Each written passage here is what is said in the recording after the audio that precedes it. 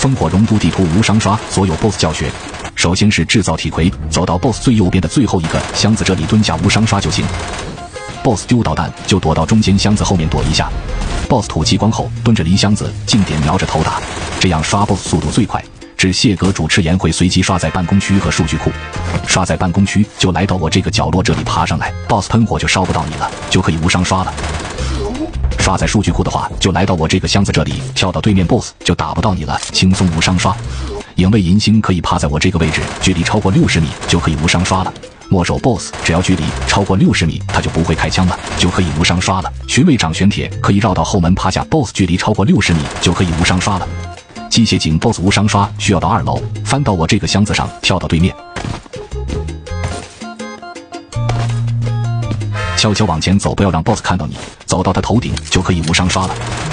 刚转安德烈 BOSS 拉到仇恨后，直接拉到这个伞这里，爬上来他就原地罚站，就可以无伤刷了。